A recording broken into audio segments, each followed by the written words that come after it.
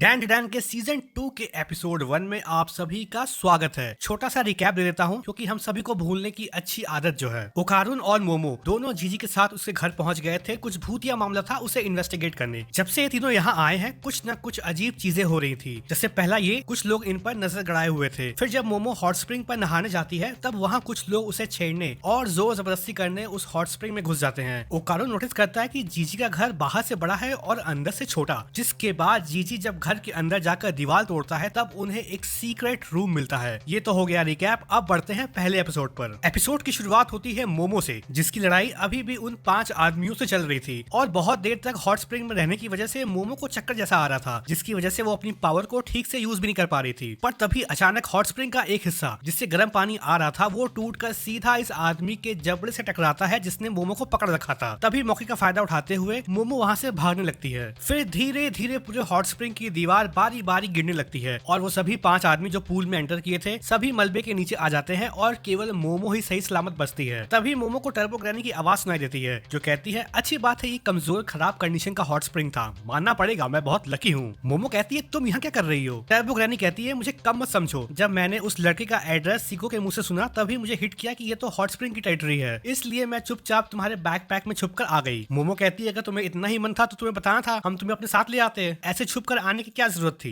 मोमो कहती है, अब क्या करें इस बिल्डिंग का? ग्रैनी कहती है, इसे भूल जाओ, ये बिल्डिंग की हालत तो पहले से ही बहुत खराब थी और हाँ मैंने कुछ नहीं किया है। जिसके बाद उस हॉट स्प्रिंग पर आसपास के लोग आ जाते हैं और फिर हमें मालूम चलता है कि ये सभी आदमी जो पूल में एंटर किए थे वो कीटो फैमिली से बिलोंग करते हैं। जिसके बाद इन 5 आदमियों को पकड़कर पुलिस को दे दिया जाता है। मोमो समझ चुकी थी कि आज उसे टर्बो ग्रैनी नहीं बचाया है, पर टर्बो ग्रैनी ये मानने से इनकार कर देती है और कहती है, मेरा शरीर अपने आप मूव हो गया, मैंने कुछ नहीं किया है। मोमो फिर टर्बो ग्रैनी से जीजी के घर के बारे में उसका ओपिनियन पूछती है क्योंकि मोमो के देखने पर वहाँ उसे कुछ भी नहीं मिला। जिस पर टर्बो ग्रैनी कहती है, एक बात तो पक्की है कि वो घर एक बुरी जगह है और वो घर इंसानी खून से सनी हुई है। नेक्स्ट सीन में हम देखते हैं जीजी और ओकारुन को जो कि सीक्रेट रूम में ढेर सारे तलिस्मान देखकर कंफ्यूज थे कि अब आगे क्या किया जाए। तभी ओकारुन कहता है, हमें वेट करना चाहिए मोमो के लौटने का, क्योंकि ऐसे ही कैजुअली इस रूम में जाना खतरनाक हो सकता है। इतना कहते ही डोरबेल बजता है और जीजी को लगता है कि मोमो आ गई है और वो दौड़ते हुए जाता है गेट खोलने के लिए और गेट खोलते ही कहता है, मोमो हमें एक बहुत कमाल की चीज मिली है। अफसोस की बात तो ये थे कि गेट पर मोमो नहीं बल्कि 5 अधेड़ उम्र की औरत खड़ी थी। जिसके बाद वो जीजी के घर के अंदर आती हैं और वो सभी लिविंग रूम में बैठकर स्नैक्स एंजॉय करते हुए आपस में बातें कर रही थी। तभी उनमें से बॉस लेडी कहती है, अरे तुम दोनों वहाँ क्यों खड़े हो, और यहाँ बैठो, तुम लोग भी स्वीट्स खाओ हमारे साथ। वो औरत फिर आगे कहती है, तुम्हें तो मेरे दरिया दिल का शुक्रिया करना चाहिए कि तुम्हें इस घर का किराया नहीं देना पड़ रहा है। जिस पर जीजी उन्हें थैंक्स बोलता है। बॉस लेडी फिर आगे कहती है, जिंदगी बहुत कठिन हो जाती है जब माँ बाप की कंडीशन सही ना हो, और अगर हम लोग नहीं होते तो तुम किसी सड़क के किनारे पड़े होते। वो करुण पूछता है कि ये लोग है कौन? जीजी बताता है कि ये घर रेंटल है और ये कीटो फैमिली इस घर के मालिक है, तो जब तक मेरे पेरेंट्स हॉस्पिटल में है तब तक मुझे कोई रेंट नहीं देना होगा और इन्हीं की बदौलत मैं यहाँ रह पा रहा हूँ। वो कारून कहता है, तब तो जो दीवार में हमने छेद किया है वो तो गलत है ना? जीजी कहता है, अगर उन्हें पता चल भी जाए तो ऐसे एक्ट करना कि जैसे हमें कुछ पता ना हो। वो औरत आगे कहती है कि जिन, अचानक तुम बिना हमारे परमिशन के कहाँ गायब हो गए थे? जीजी रिप्लाई देता है कि मेरा दोस्त मेरे साथ हैंग आउट करना चाह रहा था, इसलिए मैं उसे लेने गया था, अब मैं इतना तो कर ही सकता हूँ ना। जिस पर वो खूसट औरत कहती है, तुम यहाँ कोई और स्पिरिट मीडियम लाने का प्लान तो नहीं कर रहे हो ना पिछली बार की तरह? जीजी कहता है, अरे नहीं नहीं, आपको क्या कहीं से ये स्पिरिट मीडियम लगता है? स्पिरिट मीडियम तो स्कैम आर्टिस्ट होते हैं। जिसके बाद वो औरत अपनी बंदूक निकालती है और कहती है, तुम्हें पता है ना मेरे पास हंटिंग लाइसेंस है और वैसे भी यहाँ माउंटेन्स पर अक्सर हादसे होते रहते हैं, तो इमेजिन करो कि अगर मैं जंगली सुअर का शिकार कर रही हूँ और गलती से कोई इंसान सामने से गुजर जाए तो फिर। इतने में ही जीजी बोल पड़ता है कि अरे आराम से, अगर आपके पास लाइसेंस है भी तब भी किसी इंसान की तरफ बंदूक पॉइंट करना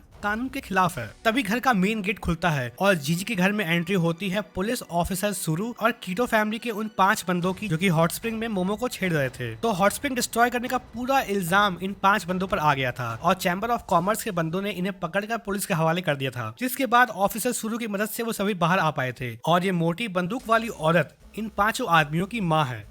जिसके बाद उन 5 में से एक आदमी जीजी के पास आता है और कहता है, कहाँ गायब हो गए थे? जीजी कहता है, मैं तो अपने दोस्त से मिलने गया था। वो आदमी आगे कहता है, झूठ तो बोलना मत, झूठे लोगों से मुझे सख्त नफरत है। जिसके बाद उस आदमी की नजर ओकारुन पर पड़ती है और वो कहता है, ये कौन है? जीजी बताता है कि ये मेरा बहुत अच्छा दोस्त है, वो यहाँ मुझसे मिलने आया है। इतने में ही वो आदमी ओकारुन से पूछता है कि बताओ जिन की फेवरेट सॉकर टीम कौन सी है? तुम अच्छे दोस्त हो तो तुम्हें पता ही होगा, तो बताओ फिर। और हाँ, जी तुम कुछ नहीं बोलोगे बीच में, कहीं तुम लोग अभी तो नहीं मिले हो, और अगर तुम लोग उतने अच्छे दोस्त नहीं हो तब सवाल ये उठता है कि जीजी तुम्हें लेकर यहाँ आया क्यों है। और लकीली बेचारा ओकारुन सही जवाब दे भी देता है, क्योंकि जो पोस्टर जीजी ने दीवार के छेद को कवर करने के लिए लगाया था उस पर उसकी फेवरेट टीम का नाम था। जिसके बाद वो बंदूक वाली खूबसूरत औरत कहती है, जीजी यहाँ पर एक लड़की भी थी ना, वो कब तक वापस आएगी। जीजी फिर मना करता है कि यहाँ कोई लड़की नहीं थी और उसे बिल्कुल पता नहीं कि वो लोग किसकी बात कर रहे हैं। और यहीं पर कीटो फैमिली पकड़ लेती है कि जीजी झूठ बोल रहा है। वहीं दूसरी तरफ मोमो उस मंदिर पर पहुंच चुकी थी जहां पर लोग सूचिनोको की पूजा करते थे। उस मंदिर के बाहर एक लड़का हेड स्टैंड कर रहा था। उसे मालूम चलता है कि मोमो सूचिनोको श्राइन देखने आई है। तब वो मोमो को बताता है कि उसे एक बूट ट्यूबर बनना है। जिसके बाद फिर वो मोमो को श्राइन के अंदर बुलाता है। मोमो मन ही मन खुश हो रही थी और वो ये भी सोच रही थी कि वो दोबारा ओकारुन के साथ यहाँ जरूर आएगी। जिसके बाद फिर मोमो सूचिनोको के रिमेन्स को देखती है जो कि इतने छोटे थे और कहीं से भी सूचिनोको नहीं लग रही थी। श्राइन के डॉक्यूमेंट के अकॉर्डिंग जब एक ड्रैगन आसमान में उड़ेगा तब उससे रेनबो फॉर्म होगी और पहाड़ों का गुस्सा पूरे गांव को निकल जाएगा। वो बंदा आगे बताता है कि यहाँ के लोग उस ग्रेट स्नेक की पूजा करते थे और ऐसा माना जाता था कि ग्रेट स्नेक जो कि वॉल्केनो में रहता था, जब जब उसे भूख लगती थी तब तब वॉल्केनो फटता था। इसलिए उस समय विलेज में रह रहे लोग ग्रेट स्नेक की भूख को शांत करने के लिए बच्चों को चढ़ावा की तरह यूज करते थे और उसी वजह से अब तक 200 सालों में कभी भी वॉल्केनिक इरप्शन नहीं हुआ है और गाँव वालों को हॉट स्प्रिंग का फायदा भी मिला। और जिसे देखने मोमो उस श्राइन में गई थी वो माना जाता है कि ग्रेट स्नेक की उतारी हुई स्किन है जिसे अब लोग पूजा करते हैं ताकि वॉल्केनिक इरप्शन से बच पाए। मोमो कहती है, फिर सूचिनोको का क्या हुआ। वो बंदा बताता है कि मेरे फादर ने सोचा कि अगर हम ग्रेट स्नेक को सूचिनोको का नाम देंगे तब इससे और टूरिस्ट उसे देखने आएंगे। वो बंदा आगे कहता है, जब लोगों का डर उन पर हावी हो जाता है तब लोग सोचना बंद कर देते हैं और वो ह्यूमन सेक्रीफाइस जैसी चीजों पर विश्वास करना शुरू कर देते हैं। मैं यहाँ पर इसीलिए हूँ ताकि ऐसी गलती दोबारा न दोहराई जाए। मोमो फिर जीजी के घर की तरफ बढ़ने लगती है, ये सोचते हुए कि ओकारुन को जब पता चलेगा कि सूचिनोको जैसी कोई चीज नहीं होती तब वो पक्का डिसअपॉइंट हो जाएगा। पर मोमो को ये भी उम्मीद थी कि क्या पता ओकारुन को लोकल फोक टेल जैसी चीजें पसंद आ जाएं। फिर जैसे ही मोमो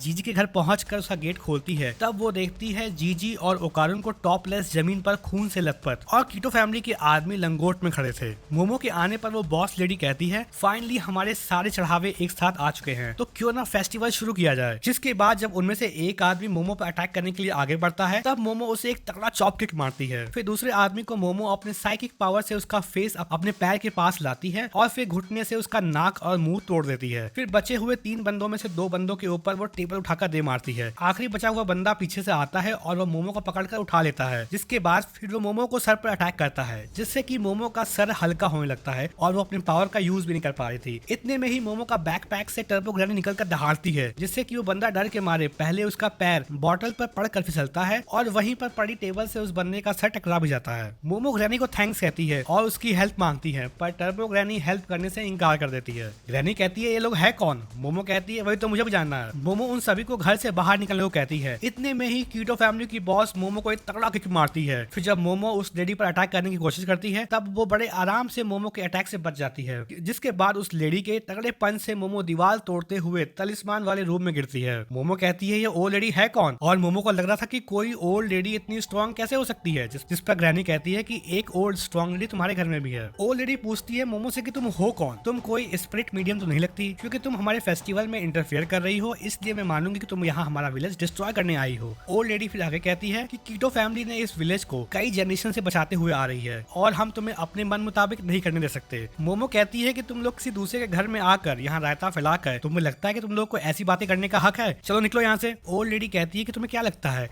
तुम किसकी वजह से यहाँ सेफली हॉट स्प्रिंग बात एंजॉय कर पा रही हो। वो इसलिए क्योंकि कीटो फैमिली पिछले 200 साल से ग्रेट सरपेंट को चढ़ावा देती आ रही है जिसकी वजह से अब तक कोई भी वॉल्केनिक इरप्शन नहीं हुआ है और हमें हॉट स्प्रिंग का आशीर्वाद भी मिला है। और अगर हमारे कीटो फैमिली ने इस लैंड को मैनेज नहीं किया होता तो अब तक ये पूरा विलेज लावा के अंदर दफन होता। मोमो चढ़ावे का नाम सुनकर शौक में थी। ओल्ड लेडी आगे बताती है कि पहले के टाइम में एक अल्टर हुआ करता था जहाँ पर इंसानों की बलि दी जाती थी, पर समय के साथ जगह बदलती गई और वो श्योर थी कि ये घर ही वो जगह थी जहाँ पर पहले ह्यूमन सैक्रिफाइसेस दिए जाते थे। इसलिए कीटो फैमिली चढ़ावा करने के लिए लोगों को यहाँ इनवाइट करके ग्रेट सरपेंट को सौंप देती है। ये सुनकर मोमो को लग रहा था कि जीजी के पेरेंट्स भी ग्रेट सरपेंट्स के लिए चढ़ावा ही थे। ओल्ड लेडी के मुताबिक ग्रेट सरपेंट बहुत भूखा था और अब अगली ऑफरिंग इन तीनों की होने वाली है। मोमो उस जगह एकदम अंदर की तरफ धंसती जा रही थी, एकदम दलदल की तरह। जिसके बाद मोमो अपने पावर का यूज करके बाहर निकलने की कोशिश में कामयाब होने ही वाली थी, तभी कीटो फैमिली उसे वापस उस दलदल में ढकेल देती है। ओल्ड लेडी का प्लान ये था कि मोमो को उस रूम से बाहर न निकलने देना ताकि वो जमीन उसे निकल जाए, जिससे कि वो ग्रेट सर्पेंट के लिए चढ़ावे का काम करे। इतने में ही जीजी और ओकारुन कीटो फैमिली को रोकने की कोशिश करते हैं ताकि मोमो अपने साइकिक पावर का यूज करके बाहर निकल पाए, पर उनके नाकाम कोशिश की वजह से अब मोमो के साथ जीजी, ओकारुन और कीटो फैमिली के मेंबर भी ग्रेट सर्पेंट का चढ़ावा बन चुके थे। इस मोमेंट पर वो सभी किसी एक अजीब जगह पहुंच चुके थे, जिसको देखकर मोमो को ये समझ नहीं आ रहा था कि अब यहाँ से कैसे बाहर निकले। ओकारुन इतने सारे अंडरग्राउंड घर देखकर सरप्राइज था। तभी इन दोनों को जीजी की मदद मांगने की आवाज सुनाई देती है, जिसके बाद फिर जीजी नीचे गिरने लगता है और मोमो भी उसे अपने साइकिक पावर की मदद से बचा नहीं पाती है। फिर जीजी नीचे गिरते हुए अचानक किसी बाउंसी सरफेस पर लैंड करता है जो कि मूव कर रही थी, जिसके बाद अचानक से एक रोशनी होती है और हमें पता चलता है कि जीजी जिसके ऊपर गिरा था वो वही क्रिएचर था जिसे कीटो फैमिली ग्रेट सर्पेंट लॉर्ड मान रही थी। टर्बो ग्रैनी फिर मोमो के बैग से निकलती है और वो बताती है कि ये ग्रेट सर्पेंट नहीं, कुरागारी है, जो कि एक मंगोलियन डेथ वॉर्म है। ओकारुन आगे बताता है कि एक जायंट मैन ईटिंग अर्थ वॉर्म है जो कि गोबी डेजर्ट में रहते हैं, पर कहानियों के मुताबिक इनकी लंबाई 1.5 से 2 मीटर ही होती होगी और ओकारुन ने भी कभी इतने बड़े डेथ वॉर्म के बारे में नहीं सुना था। मोमो कीटो फैमिली को समझा रही थी कि जिसकी पूजा तुम लोग कर रहे हो वो कोई भगवान नहीं बल्कि मैन ईटिंग अर्थ वॉर्म है। पर मजे की बात तो ये है कि अर्थ वॉर्म पहले कीटो फैमिली पर ही अटैक करके उन्हें खा लेती है, जिसके बाद अब हमारे ट्रायो को भी समझ नहीं आ रहा था कि इतने बड़े अर्थ वॉर्म से आखिर निपटे कैसे हैं। फिर ये तीनों डिसाइड करते हैं कि क्यों ना अभी के लिए किसी घर में छुप जाते हैं। फिर जैसे ही वो तीनों घर के अंदर एंटर करते हैं, जीजी नोटिस करता है कि मोमो और ओकारुन दोनों मूव नहीं कर पा रहे थे और फिर अचानक से ओकारुन ट्रांसफॉर्म होकर जीजी पर अटैक करने जा रहा था। यहीं पर सीजन 2 एपिसोड 1 समाप्त। अगर वीडियो अच्छा लगा हो तो लाइक करो, शेयर करो, सब्सक्राइब करो।